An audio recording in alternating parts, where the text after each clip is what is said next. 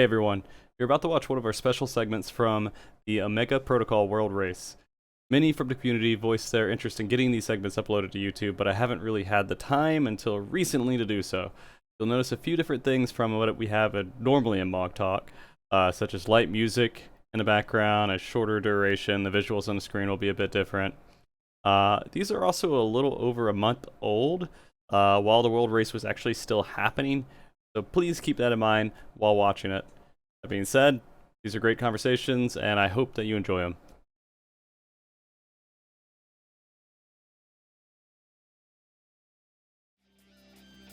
Welcome back, everybody. This is actually a very exciting hour here, one of our few segments that we're having throughout this event. We brought on some very special guests, and we decided it would be amazing to talk about a few comparisons here between two of the biggest MMOs in the market, World of Warcraft and Final Fantasy XIV, the game you guys are watching right now. So to have a conversation talking about the different world races, why not bring on some experts here? A few of you may not be familiar with, maybe just a few, of one of our guests, Jesse or Jeathe, which is now Nani Roo on our side, but we'll get that name changed here in a second. Sorry, Jesse. Could you tell everybody who you are? Hi everyone, I am Jesse. I used to be a World of Warcraft raider in Echo, the World First Guild. I quit for the superior MMO this past summer and play a bunch of games, but primarily Final Fantasy XIV. I'm really excited that later in February, after World First through 300th or so is claimed in TOP, Echo will be going in to spend, I don't know, maybe about 10 days or so clearing the Ultimate, and I think that'll be really fun. Looking forward to it. Do you think that 10 days is an ambitious number? Oh, I think it's very realistic considering DSR. Okay, that's fair. Yeah, DSR made us better at the game, so I think going from 7 months of progress to something a little bit more realistic to like 10 days is very, very achievable. Of course, opium. Yeah. And I will say, for everybody who is curious, we are trying to keep as little information, as much information as we can away from Jeathe here, because we don't want to spoil any fight for their progress. So he actually doesn't know what's going on at all. Even though you may see the fights on the screen, he doesn't have access to it. We're blocking him from that. So I'm not seeing the fights on the screen. I'm not looking at Twitch chat. I can say, however, that I have been getting some leaks from Swag. Oh, no. Yeah, very unfortunate. Swag DM'd me yesterday. For those who don't know, Swag is an Echo raider with whom I played for many years, who is incredibly hardcore about Final Fantasy. He is currently progressing TOP right now in a very good group, making good progress. He DM'd me and said, I keep running into walls. Spoilers, I'm ruined. There's a death wall in the fight. Why even? Might as well look up the strats now, honestly. Oh my gosh, I can't believe that. Yeah, I mean, like, you guys can't go in blind anymore. I mean, it's over. I know, it's over. The main mechanic of the fight is ruined. I now know the main cause of death for Swag is walling himself. Oh, jeez. Well, no surprise, though, he's not making too much progress if he's the kind of player that runs into the walls all the time. But anyways, let's introduce Rook, too. You guys have seen Rook throughout the last day or two. But just so you guys know, while she's even on the call, she has lots of experience with lots of different MMOs, and that's why we want to bring her on to discuss this topic as well. Can you give everyone a little bit of background on that? Yeah, Frosty, absolutely. Hey, what's up, everybody? I'm Rook. You've probably seen me yesterday. I see chat yelling about the great pilketing that's about to happen. Not right now, but later, thanks to your generous donations. Yes, I will be drinking pilk. Thanks, Sam. Thanks, everyone. But I do have a history in a lot of different MMOs. Don't worry about it. That's also a mechanic of the fight. We don't want to spoil it for you. Yeah. So clearly an acronym. Oh my goodness. But I've played Pretty a lot of important MMOs. Lethal knockout mechanic. Pilk. Yep, pilk. It's fizzy and deadly. But I actually, funnily enough, started my MMO journey in World of Warcraft as an adult even, not as a teenager. And since then, I've played a lot of different MMOs. SWTOR, my gosh, ArcH. I mean, just as many ESO, pretty much anything. But I ended up really settling on 14 and Guild Wars 2 as my favorites. But I love to stay apprised of the scene, and I've had the pleasure of shoutcasting some recent Race World Firsts for World of Warcraft, which taught me a lot. So I'm excited for this convo. Yeah. Well, Chief, I'm not going to explain Pilk to you in any shape or regard at all. I'm not googling it either. Yeah, I'm getting frantic DMs from all my mods. Do not Google. Do not Google. Just leave it alone. Why did you make such a point of as an adult? Like, it's a strange thing to say doing games as an adult. I was a little bit. I felt flamed. No, I mean, well, as we all know, you can't play video games after you turn 16 years old. So we actually are all here illegally for this broadcast. No, I think it's just funny because a lot of people that I know, especially with MMOs, WoW ended up blowing up for many people, when they were younger. And so a lot of kids who were lucky and had gaming PCs and parents that would pay for subscriptions, or they like scraped their own money together, were able to play MMOs, I think, a lot sooner than I felt like I got into them. But yeah, I always thought that was funny because I worried for a long time that, like, hey, maybe I was coming to MMOs too late, even though I'd been a lifelong gamer. But, hey, here I am, and I've been playing for years now, and, I feel like I only missed out a few things on them because I was, like, not playing when I was 13 or something, but otherwise doing pretty good. Started the conversation wondering if I was being flamed, but after you talk about how most people were young when WoW came out, now I know I am being flamed. Well, not when it came out, but, like, when the huge boom happened. Mm-hmm. The huge boom. Mm-hmm. More old jokes. I get it. Yep. Aging Jeathe. Yeah, actually, Frosty told me that we should talk about how old you are for most of the segment, so. Yep. Okay. Fine. Birthday coming soon. Yeah. Hey, my birthday's soon, my too. team will love that. Is it? Yeah. Is it in April or? No, it's sooner. It's Groundhog's Day. Sooner. Mine's in April. Hey, mine's June. Also, mine is also a very important national holiday. Not as important as the Groundhog Day, but almost as important. Wait a minute. There's a couple of days in there I could call out, right? April? Is it April Fool's Day? No. I wish. No. That'd be great. That'd be really Imagine good. the jokes. It'd be so good. Yeah. It's Earth Day. Earth Day's actually, okay. Yeah. Just imagine. It's a chill day. Just imagine, though, like you were born on a day, and then people were like, "Oh, Groundhog Day! I relate you to a groundhog." How does that make you? It's not great. You're like Earth Day. Oh, that's actually pretty cool. Yeah. Oh my goodness. All right. Well, let's jump into this topic a little bit. I mean, this race in particular has been really interesting, and we won't go into the details of the fight or anything like that. But Ultimates in Final Fantasy XIV, it's this whole massive project of spending 5 to 10 days fighting one fight with 8 players, and it has been intense so far, and it's been intense in the past. Like DSR, for example, we could talk about DSR a little bit too, right? Because you guys have done DSR. Yep. That one we did eventually finish. Yeah. Well, I mean, that's not like you finished it faster than probably every single person in chat. So don't feel bad about that. Because we finished it faster than anyone who hasn't finished it yet. There you But go. anyone who has finished it in less time than we did. I don't know about that.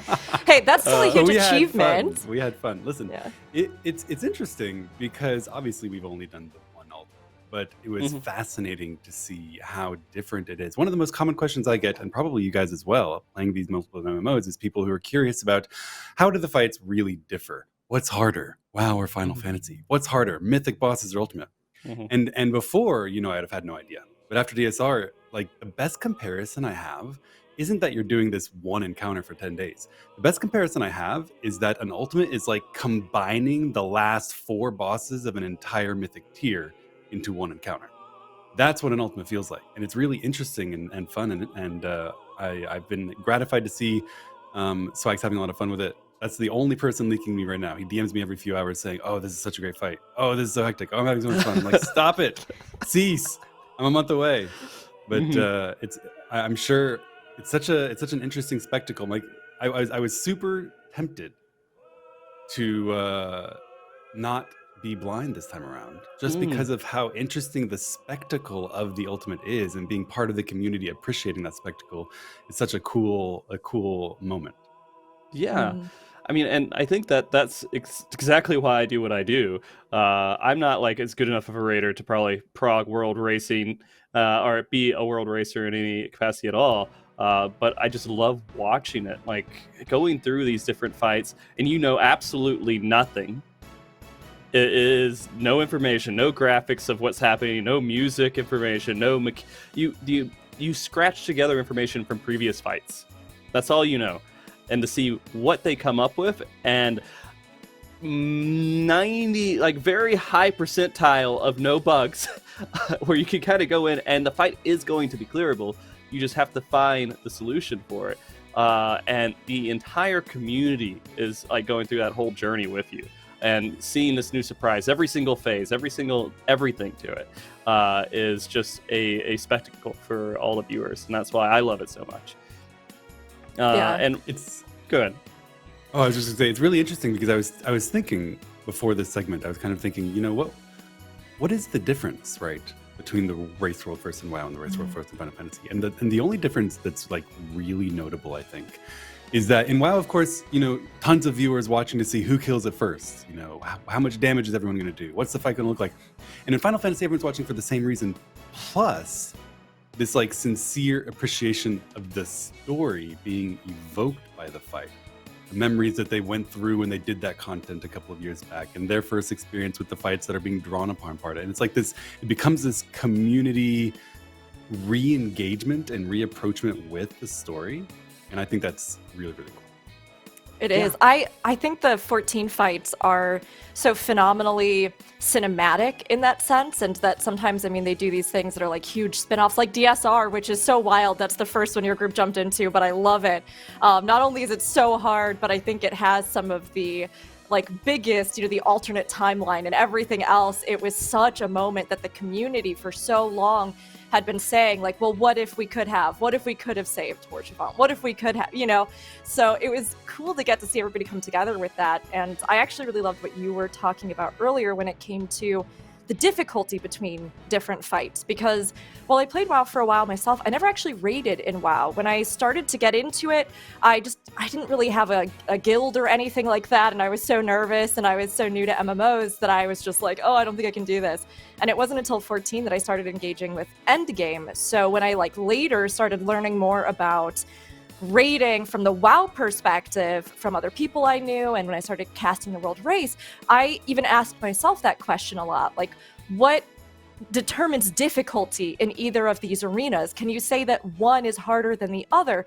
And there are so many different ways that you can quantify that. I mean, WoW raids in many ways, like each individual boss is a sprint, but the entire wing is a marathon. And how each fight might have less mechanics doesn't necessarily mean that it is easier, right? Like the responsibility of the entire team, the constant outgoing damage, healing, whatever needs to be juggled, it's very fast, it's very dynamic.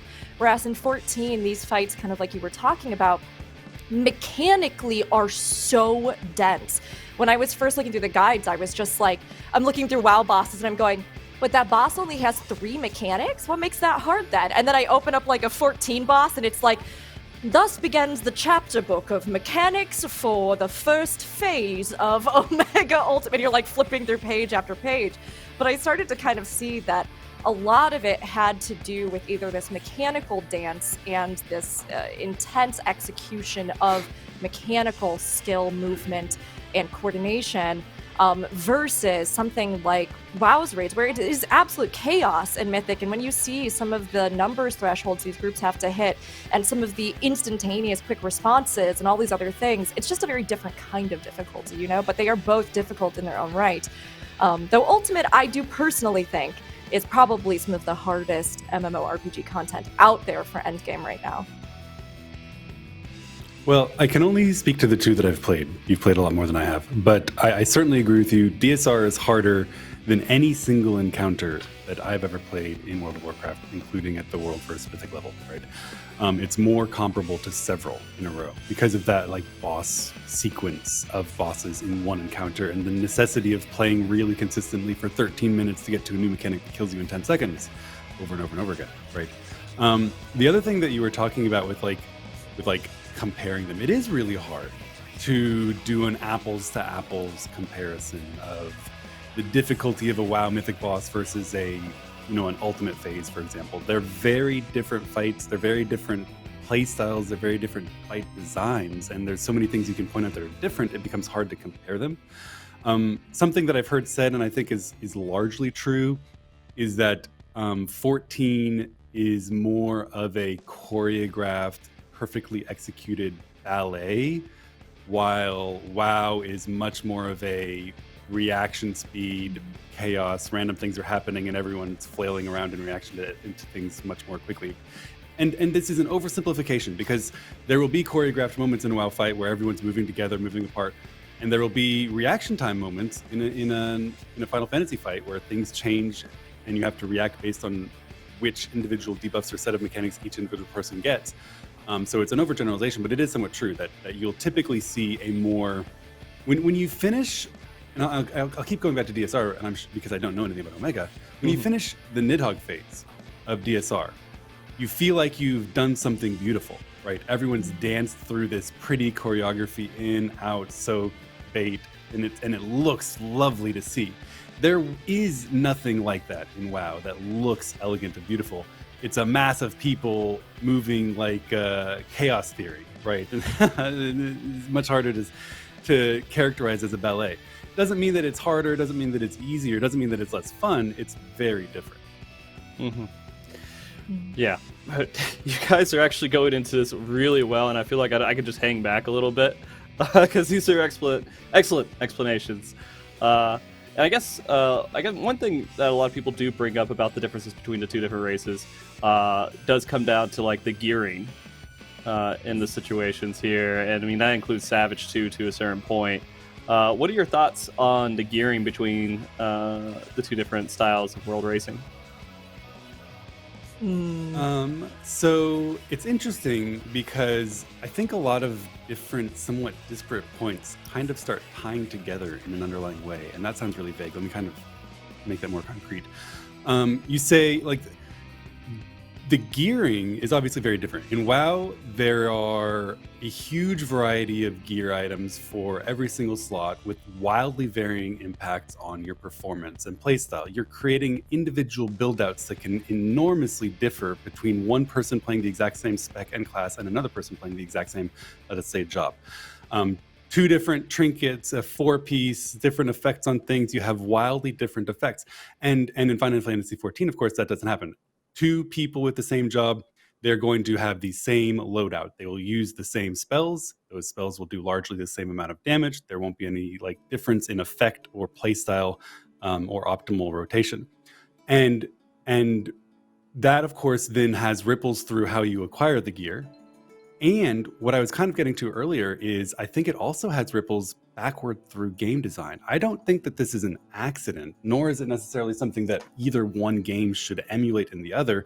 They're deliberate choices that have deliberate consequences. It is often remarked upon, and obviously true, that tuning in 14 is massively better than tuning in WoW. The classes are much more closely tuned, balance is significantly better. Your community is so used to fights being tuned precisely correctly that when one is mistuned by 1%, everyone is in paroxysms of rage, unable to comprehend how such an unbelievable error occurred. Meanwhile, in World of Warcraft, bosses are nerfed by 50% to make them killable, and they shrug it off, right? Of course, this is a consequence of massive disparities in loadouts. If you deliberately decide to make every person of this job work the exact way with the exact same damage, of course it becomes significantly easier to tune things. You don't have to worry that someone's going to create some crazy loadout that does 30% more damage or 30% less, or in certain niches different. You don't have to worry about it. It's all the same.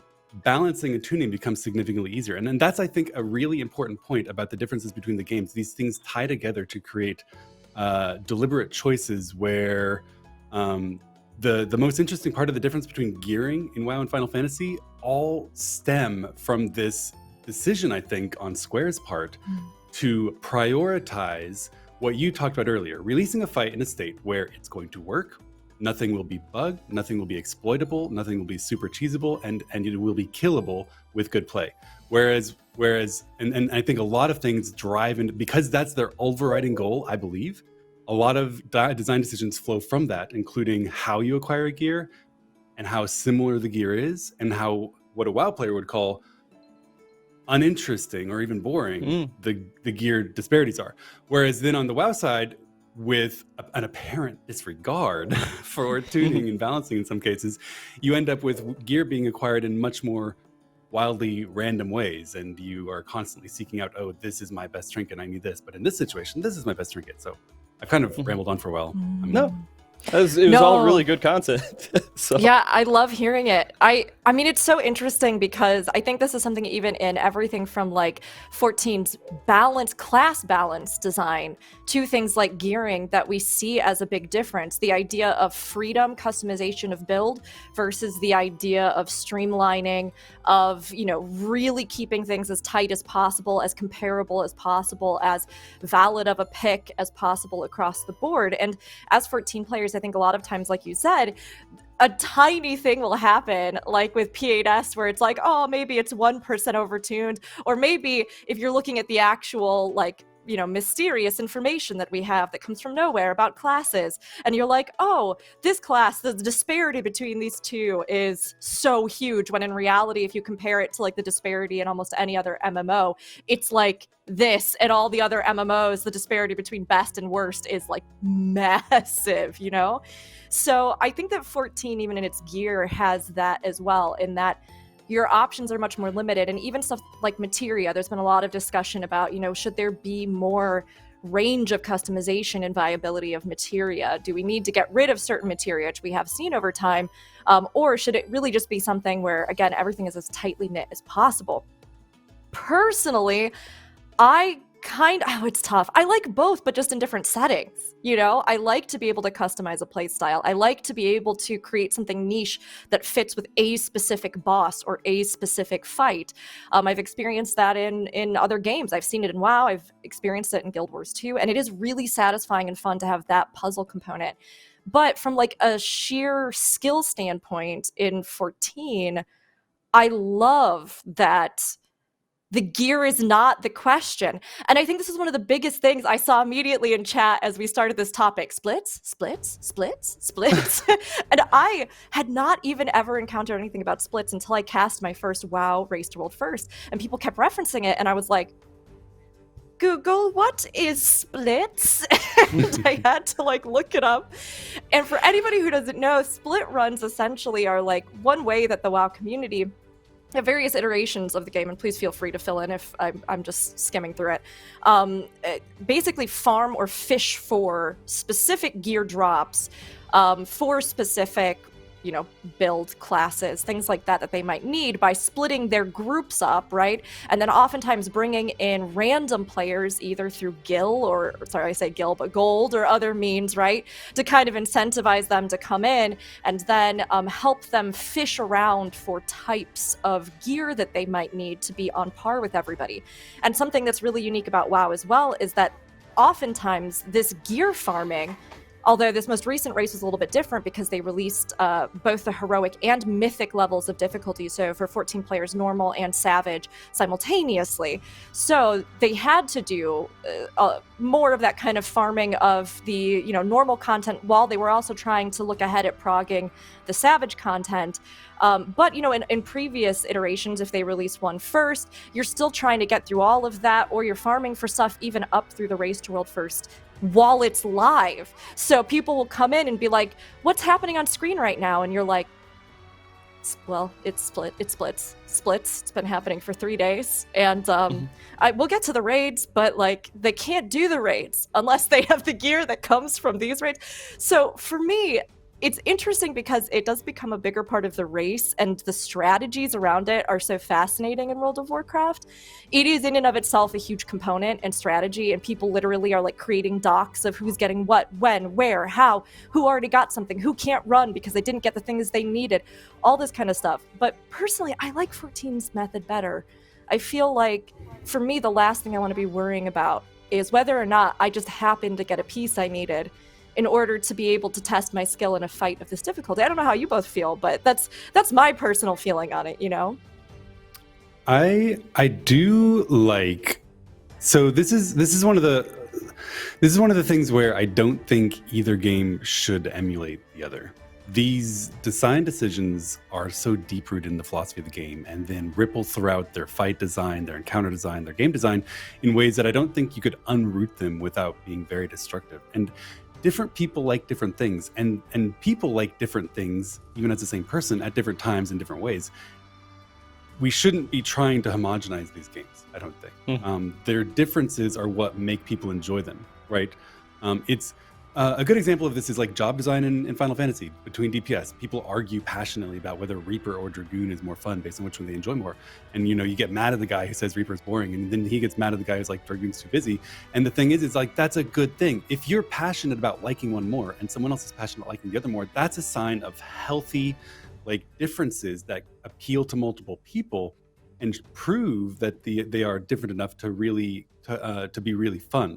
And you want, if everyone agreed that X is better, then that's all anyone would play, and we'd be poorer as people in terms of the amount of fun we could have.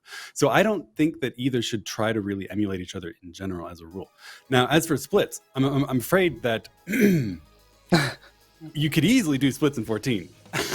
You could. You easily could. It wouldn't be that you're looking for a certain trinket, right? The example in 14 would be a new Savage tier comes out, and instead of your 8 main players on their 8 main characters going in and clearing the first boss, 4 would go in on the main characters with 4 alt characters, and then you would give all the gear to the 4 main characters, and then you do it again, reversing, and then you'd go into the next boss with twice as much boss loot from the first boss. If you did that for the first 3, you'd be going into the last boss with significantly more loot.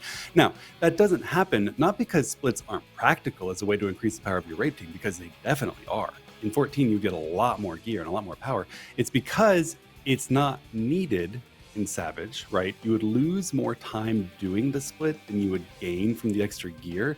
Typically, the last boss not being this like incredibly hard DPS check that you need 3 times more gear to get through, instead being this long puzzle you have to solve. And here's the interesting part that I think is really key. The fights where maybe it might make a difference, like where you're progressing for 10, 15 days, like an ultimate, you can't do it, right? There is no gear to be acquired from the ultimate. You all go in best in slot already. The Savage tier has been out for a very long time. You have whatever classes and jobs geared you want, and there's no benefit to be gained from splitting the ultimate at all, because it's a flat, you can't outgear it right now. This is the gear that's available. You have all of it. Have fun. Do the fight. And that's really interesting.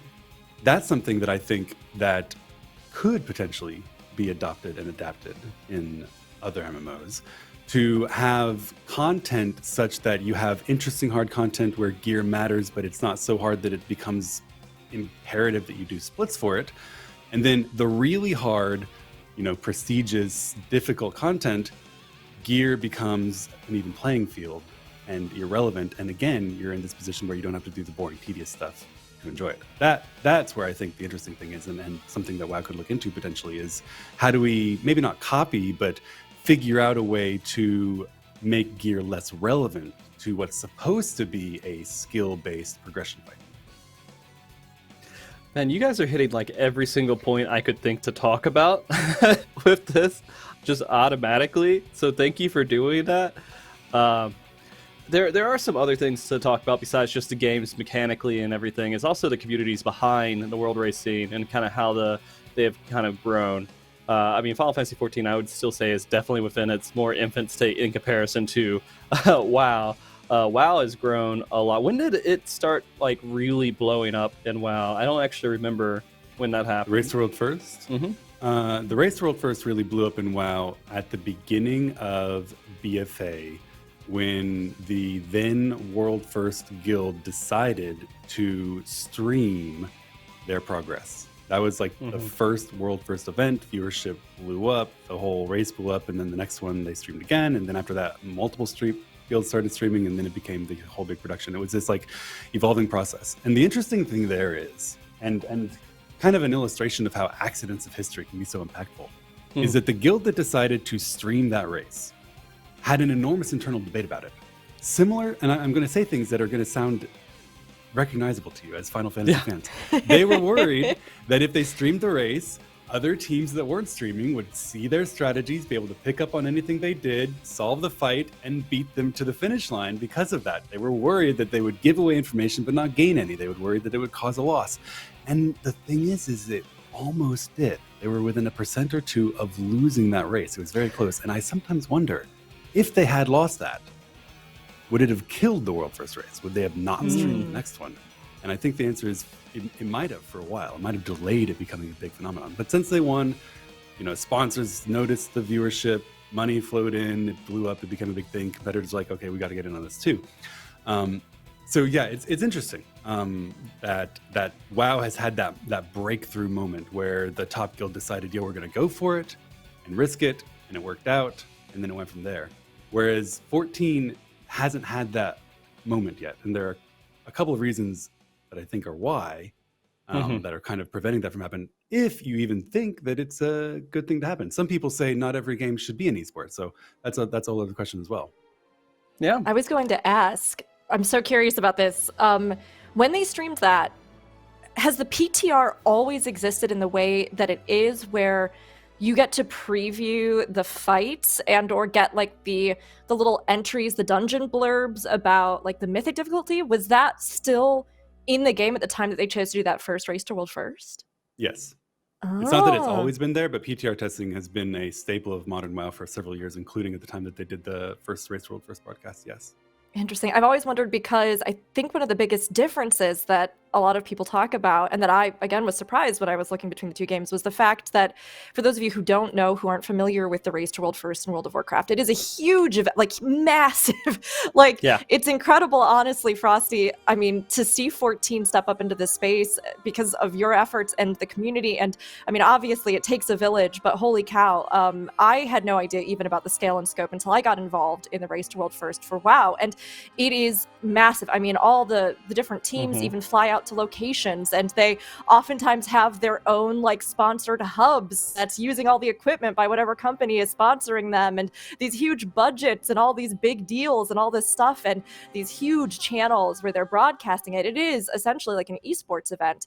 But one of the big differences is the fact that players are able to preview various iterations of the fight in the PTR, and then they get these kind of like cliff notes of a sort about what they might be able to expect from Mythic. Now, of course, that doesn't mean that every boss is like fully revealed, and there may be changes, there might be differences, but the groups essentially have all this time to go into the PTR and like test out a lot of things and form strategies before it's even live. Whereas in 14, right, I do think there's even more of an emphasis on the community with this idea of hoarding knowledge. And I was so glad you brought this up, because honestly, Jeathe, like, this has been a huge conversation topic as this world race has continued to pick up steam.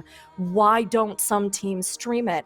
And it is a huge thing, especially in this community where literally seeing the next phase is part of what makes up the time difference of your competitors in the race, right? To be able to learn something, execute it, and get through. And without having any of those notes, any of that foreshadowing, any of those kinds of things, let alone even the additional pressure of streaming or all of that kind of stuff, I mean, it is a massive difference. So to hear that even WoW, even with a PTR, even with these things, right, still had and has these ongoing discussions about, is the competition worth what we might be giving to our competitors, I think is really fascinating to hear about, especially knowing that PTR was a part of that even from the get-go. So, yeah, it is really interesting. I have a bit of what is likely to be a controversial take. And maybe I should have checked with Frosty before I talked about it. You know what? Late. It's okay. It's better to ask forgiveness and permission. We're just going to go for it. I don't think that 14 is held back from a broadcasted competitive world first race event by fear of competitors catching up from seeing them solve a puzzle. I honestly don't think that's a big deal. In WoW, it wasn't a big deal. You're right, there's a PTR, you're right, there's a dungeon journal. And these things, the fact that you then spend 500 pulls failing to kill a boss with a PTR, with a dungeon journal, I think serve to highlight the fact that it doesn't actually make a difference to the two games being held back from a race world first event. If you're ahead, you've solved a phase, you know how to do it, and your competitor is frantically trying to copy your strategy and execute it and catch up, they're behind by definition, right? There is no legitimate fear that they will move from that behind position to overtake you when you are ahead and moving on and progressing on something that they're not. I don't think that's the biggest thing holding Final Fantasy XIV back from a broadcasted race world first. And this is assuming that such a thing is a good thing. Here comes the controversial part. I think that the biggest thing holding 14 back from a broadcasted race world first, participated in by all the top teams, bringing in sponsors, having a big event, is the policy that basically says you cannot use plugins if you stream. That's what's holding it back. Because plugins are too powerful to not use when they are essentially allowed if you don't stream. They provide way too big of an advantage to not use. And since they're allowed if you don't stream, you will win if you don't stream and use them, and you will lose if you stream and don't use them. And I think that is what's holding it back. And there's obviously a bunch of solutions, whether that be an actual enforced policy prohibiting the use of plugins whether you stream or not, or allowing the use of some but not others, or building them into the game. We could talk about that, but I think that's the biggest problem, because the top team is going to say, if we stream with these plugins, we're going to risk getting banned, and if we stream without these plugins, we're going to lose the race. So we're going to not stream, we're going to use the plugins, and we're going to try to win. That's my take. You know, I do have a couple thoughts on that. Of course, in the end, the community does shy away from that, especially because it's usually not a good idea, because Square Enix isn't behind that, and there's no obvious. Fortunately, they're not sponsoring the stream, so it's not that big of a deal. They do watch, they do watch, but I mean, the concept is sometimes it does help a lot to have these different types of plugins, but there's so many different various levels and so many different ways to handle it, to where I don't know how we would have to literally get the top teams to come on and say exactly what they're using, how they're using it, and everything else for us to really know that stuff. We're looking, when we're streaming, the most that we could expect that some of these teams would have is something that tells them how much DPS they're doing, and that's about it. There's not much more. I think maybe I'm wrong. I mean, but yeah, it's been a very controversial topic because certain people feel certain ways, and then after DSR, we all, Jeathe, I think you even know about the DSR stuff, right? Yeah. Yeah. After we cleared it, we got linked clips of the stuff. Yeah, it's some magic stuff. And I do wish, I do wish, because I think the world race is a wonderful thing for Final Fantasy XIV as a game, as getting subscribers, as in getting extra, more people coming in and being excited to play Final Fantasy XIV. That there needs to be some level of either they have to put in like a super big force like behind Square Enix to block and make these plugins barely workable. It's such a hard thing to do, or make some level of how Blizzard kind of handles it right now, but maybe not as crazy. I'm not a huge fan, I'll just personally tell you, of those plugins at all. I agree with that, actually. Yeah. Might surprise you, but I completely agree. Really? And I'm sorry to interrupt, but yes, I think that having a game where to make it accessible and playable borderline requires the use of these third-party tools, which in WoW we call add-ons and 14 we call plugins. I think that that's bad for the game, because it makes it hostile and difficult for new players to learn and access until they get told, oh, you need bigwigs, oh, you need little wigs, oh, you need details. I think it's good if the game is designed in this like state of assuming that everyone's only going to be using the information the game gives you in the way the information is given to you by the game, and then making that information processable and usable to defeat the encounter with that information. Whereas in WoW, where you have access to these add-ons where you can customize the information you get information you otherwise wouldn't have, organize it in different ways, then they design the game around assuming you have that, and it makes it very hostile and difficult for new players or inexperienced players in a way that I think is bad for the game. So when I say that this existence of the elephant in the room is what's prohibiting a lot of these teams from streaming their progress and making this big event, it's not me advocating for Square saying, okay, plugins are fine. It's really not. Because I prefer a game that's designed in a way that you solve the encounter using the tools the game gives you. I don't know what the solution is, but that wouldn't be it. It's so tough. It's so tough because I think you're really hitting the nail on the head. I don't know if there is necessarily a perfect solution.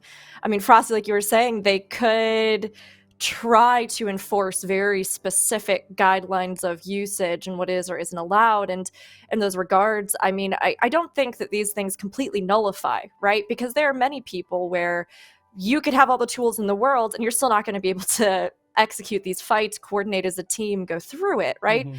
So in that regard, do the tools, yes, just order information and oftentimes maybe even communicate that information to you in a way that works better for you as an individual? Absolutely. I mean, I know many players who find various things about just the vanilla interface very arduous or difficult, or, you know, even incompatible with how they process information or navigate the world in the game. But I mean, at the same time, like you're saying, one of the things that I found really confusing, honestly, when I first started working through WoW progression and WoW Race to World First, is that every single screen that would be shown, I was like, what game is this? Like, I'd just be sitting there going, do they have a party list? Where is it? This one has them somewhere over there, but then these ones in their different color, but then I've never seen those notifications before. What are those? And there'd be like an entire vital piece of the hub missing, for me at least, from what I knew, or all kinds of other stuff where I think that even just as a new player, trying to understand that visually, let alone if you're trying to get into something like raiding, like Jeathe, like you said, I think it makes it very confusing and inhospitable in that sense of like, okay, well, if I just want to get into this content, let me just get into this content and start working through the problems that solves, as opposed to being like, now I got to look up all the things I need to get to even begin to understand what's happening. And then I've got to, you know, figure out what works specifically for me, let alone then showing that to audiences or viewers who might not have that exact setup, or in these kind of big events, you know, it's different than just when you're playing by yourself, because then you also have commentators, you have casters, you have analysts, you have all these other eyes on it that I think can take it and make it that much more complex. So, go ahead. No, go ahead. I apologize. I'm sorry. How dare you? I know. I do feel bad. I have a really good example of exactly what you're talking about, and that's why I spoke up. So part of what you were talking about with like every player's UI looking different, to a certain extent, that doesn't fuss me very much, because you can do the same thing in Final Fantasy. Final Fantasy's baseline in-game UI customization is actually quite good. You can move your party list wherever you want, move your bars wherever you want, put the number of buttons you want. I actually have my Final Fantasy UI looks very similar to my WoW UI, because I move all the elements in the places that I'm used to looking at them. All of that is moving information, not giving you new information. And I'm not fussed about that, because that's the information the game's trying to give you. It's just making it more recognizable to your eyes. It doesn't bother me at all. Something that does bother me is when you use an add-on to gain information that you aren't given baseline by the game, that I have because I have a third-party add-on and you don't because you're a new player or you don't want to use them. And that would be something like a boss timer, right? In WoW, these are perfectly normal and allowed. The game developers assume you all have them. It's big wigs or deadly boss mods, and it's going to tell you, in 10 seconds, this will happen. Be ready. In 5 seconds, this will happen. Be ready. In 3 seconds, and it counts down and tells you this is going to happen, and you get warnings and count. Like, that's information that's not in the game baseline. A new player without these add-ons does not have that. They are surprised when the boss does something.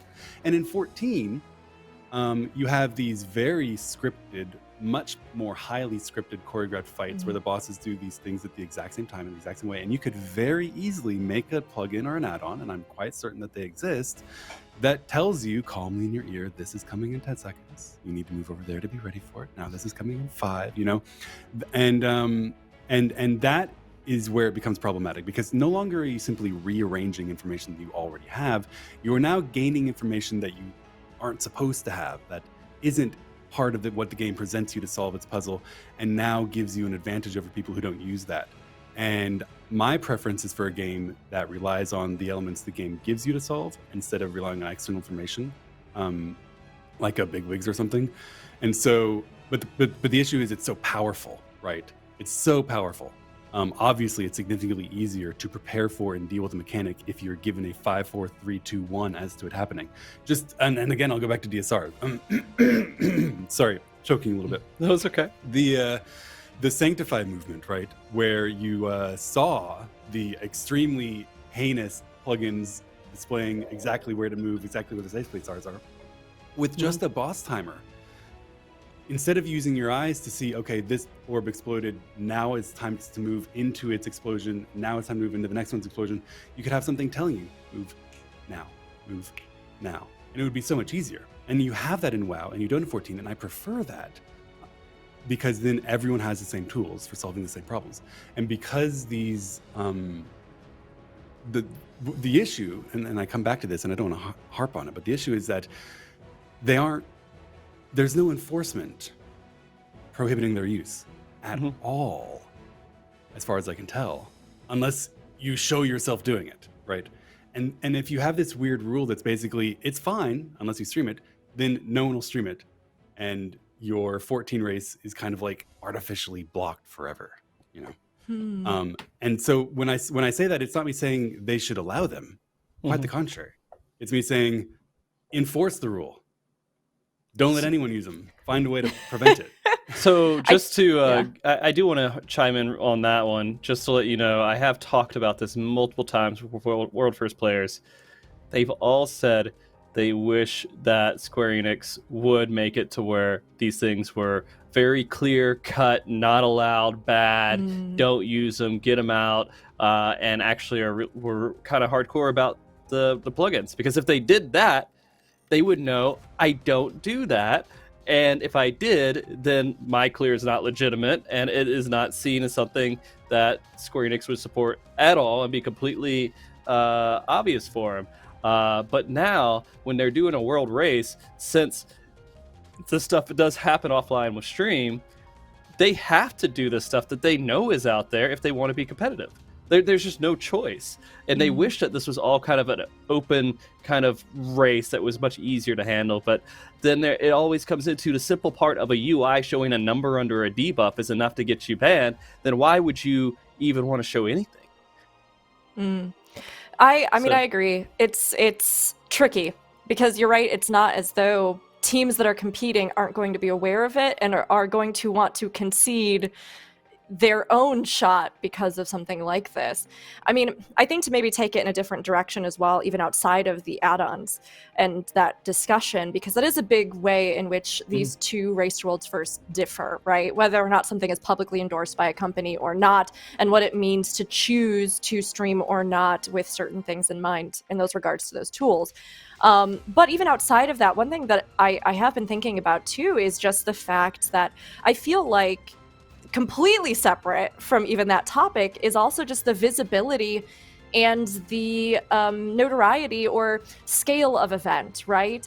If it's something where I think the draw becomes enough, where it becomes, you know, a huge anticipated shared community moment, where it becomes something where, I mean, like we talked about with WoW's production level, right?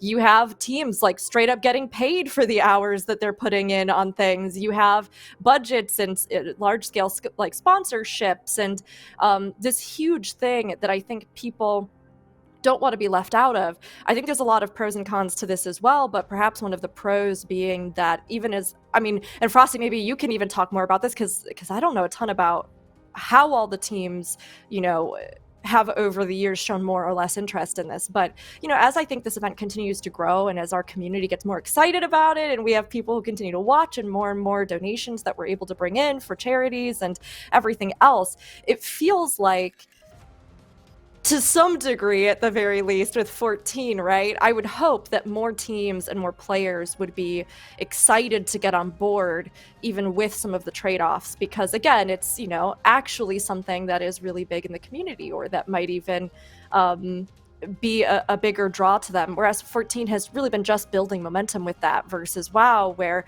it's a much bigger thing because of the years that they've been doing this. So I can't help but hope that even outside of these add-on discussions, and of course I think that is a big thing, like you were saying, a big hurdle as to why we might see in one game something go to that level versus here. I also think some of it is probably organic growth too. And 14, it constantly blows my mind whether you're a creator or not. I think that this community just likes very much to be connected and in any way visible within the space. And when we have these teams that are doing incredible things like this, I can't help but hope that as like the scale keeps growing, even with some of these concerns, we will see the vast majority of streams eventually be like, yeah, hey, we do actually want to put our progress up here. We want to be a part of this because this connects us to the community in some greater way. I don't know. Maybe I'm just being optimistic. So I could give Jeathe. I don't know if you want to say anything to that, but I can give some insight into. Yeah. So I've been doing this for like 7 years, Jeathe. not this, like, the stream event has only been happening for like a handful of events, but I've been tracking the world race. I've been talking to all of the players that are racing. I've been like just deeply embedded in this community for so long. And part of what I'm trying to do with these events, there's two big things, right? There's no big money behind us. This is like one of the biggest events we've done. We have Corsair behind us, which is a big deal for us, right? To help and give some products, and it's mostly products for the first team to clear on stream that signed up with us gets a suite of products from Corsair, every single team member. And so this is like a big deal for us to be able to do that. And part of why we're doing this is to promote those teams out there that are showing their streams and are actually making us more visible for everyone that's out there. And when we look at the teams that are doing it off stream, what do they get? They get a tweet sometimes from Yoshida, depending on the situation, and the just knowledge that they were the first team to be able to clear that fight. If we start making this platform, which is kind of what we're trying to do as well. And again, I want to make sure it's very clear. I know all of the players who don't stream, or not all of them, but I know a good amount of them, and I have a lot of respect for them, and I agree with all of their decisions that they make when they do that. But the other part of this is creating this platform to actually reward the players at all and give them something. But in order to reward them, there has to be stream footage of them doing it, right? There has to be some sort of access. Hey, this is what we consider acceptable by sponsors and everything else to make these kind of events happen. And I think kind of building this platform in a visible way will maybe start encouraging teams that are up for it to stream. They might not get the technical world first, but they will get the first on stream and actually get the benefits from that as well. Which comes, there's so many more benefits from getting first on stream right now than there are first not on stream. So that's kind of what we're doing. Of course, while we're here, make a platform to raise money for charity because there's no reason not to. So that's the other part of this. And I don't know your thoughts on that, Jeathe, if you think that's ever going to hit an evolution to where maybe it just starts to move in that general direction because it just makes sense for players to like actually get something out of their efforts besides not getting anything out of their efforts.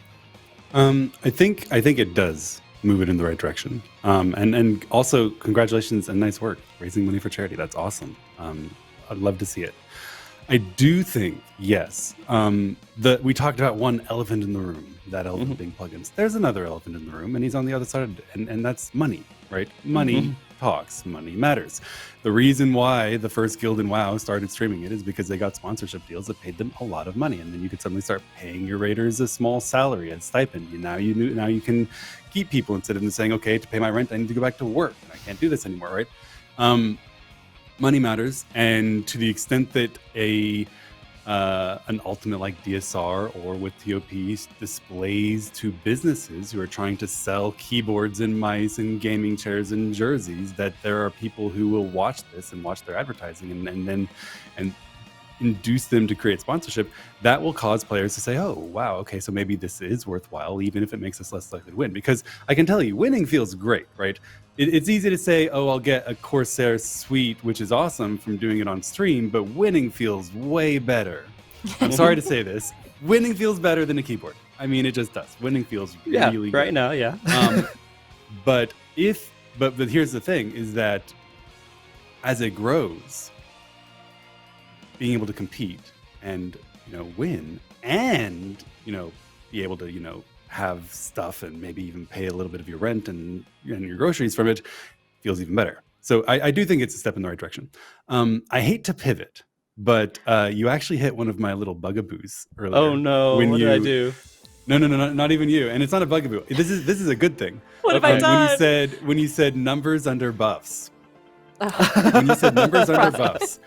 When I first came to this game, this was possibly my most frequent complaint about the game, which is that it should be fundamentally obvious that you need to know how long buffs last on your allies. Like tabletop games from the 80s told you how many turns your buff lasted on your allies. Why can't I see when the Dark Knight's immunity expires and he dies if I don't Benny him? And I'm really gratified to see that what used to be solved by this plugin that everyone knew about, have numbers on your buffs and debuffs, Square, took some time, thought about the consequences, thought about the impact, and then implemented a system to allow us to have that information. So there's hope. Earlier, obviously, I made pretty clear that I'm opposed to plugins, and I would like them to have a policy that actually prohibits their use and incorporates these things, incorporating accessibility options that the community desperately wants, like numbers under buffs or chat bubbles or whatever, is an important part of that, because part of the demand for these plugins is getting features that we all kind of agree ought to be part of the game. And I'm gratified to see that they are moving in that direction in several different ways. They've added several accessibility options. They've added several different information additions. And the other thing is I was a little bit surprised, to be honest. I thought that when they did this, they were going to add numbers for buffs, but not for debuffs. Because adding numbers for buffs doesn't do anything except makes it easier for your healer to know that you need a Benny, right? And makes it easier to know when your regen runs out and stuff like that. Adding numbers under debuffs is actually a really big buff to your raid leader. Because assuming that no one's using plugins, if all you have is these debuffs with no numbers, you don't know whose turn it is to break their tether first. You just have to trust the individual player, which is very in line with Final Fantasy's design philosophy. Individual players need to know their movement in the dance, they need to know their choreography, they need to know their job. And if you instead add numbers under the debuffs, I don't need to know it anymore. Scribe will tell me when to go, right? The raid leader can see, okay, your debuff is shortest, you're doing X, your debuff is longest, you're doing Y. It's a buff to raid leading in a way that I was surprised to see. But that also kind of highlighted to me, I often heard people ask, why did it take so long? This should have always been in the game. And when it comes to buff durations, I agree. That's from MMO Gaming 101. But the fact that there can be unintended consequences to adding this information that make a game design company think about whether they want their game to go in that direction makes me respect that they're actually being cautious about this and not just willy-nilly, the community wants this, we'll add it. The community wants this, we'll add it. Sometimes there can be things that we can't think about.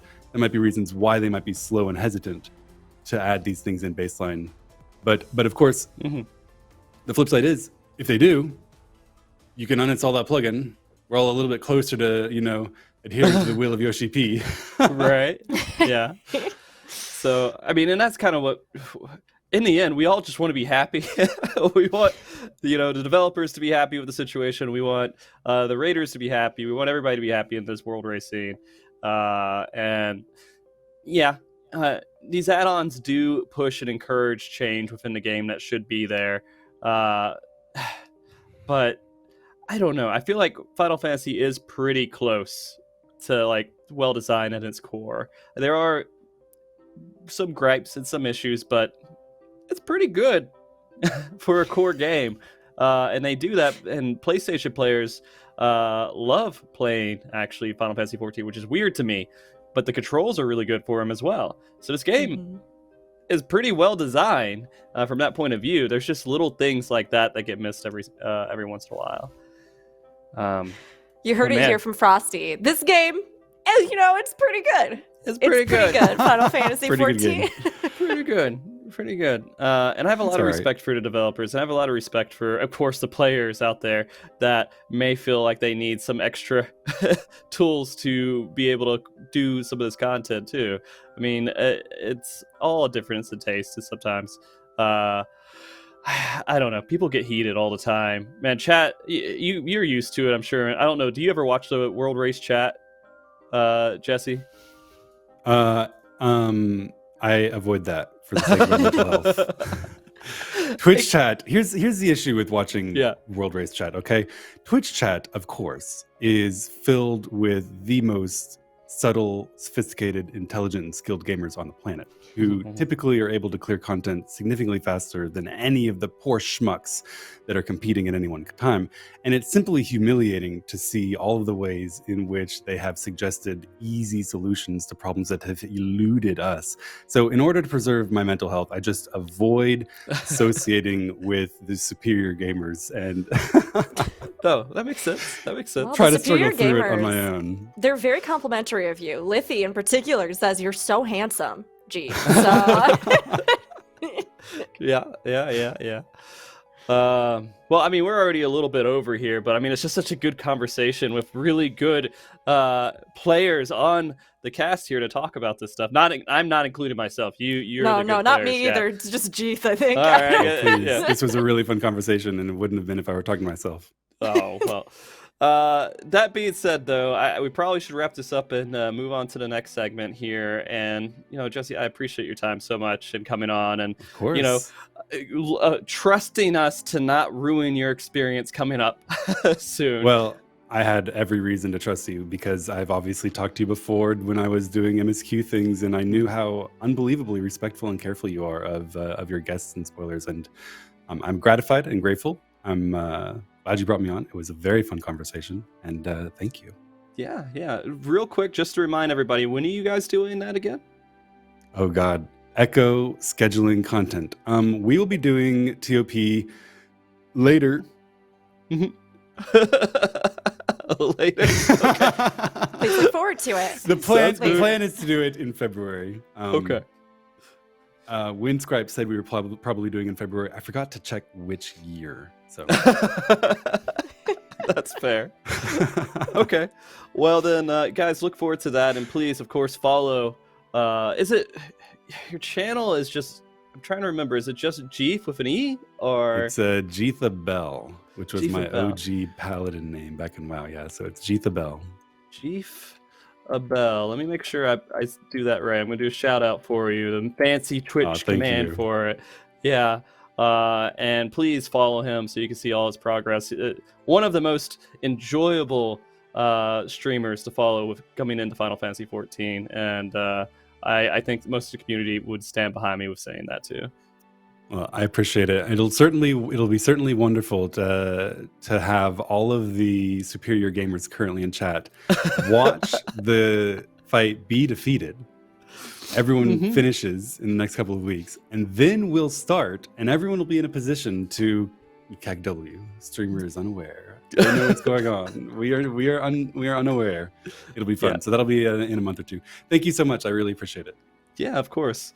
And Rook, I would do an outro for you, but you're going to be on in like an hour or so. So Yeah, it's good. It's good. But it was honestly a great conversation. And Jeathe, it was so good to meet you. And oh my gosh, I You think as well. I will never forget you saying that when you complete a phase in a 14 fight, it feels like you've done something beautiful. Like, that resonated so deep. I love the way you put that. So thanks for chatting with us today. Thank you. All right. Yeah. Talk to you all later. Yep, and see you guys all later in just a second. We'll play like a minute of ads, and then we'll be right back, guys. Thank you. Bye, guys.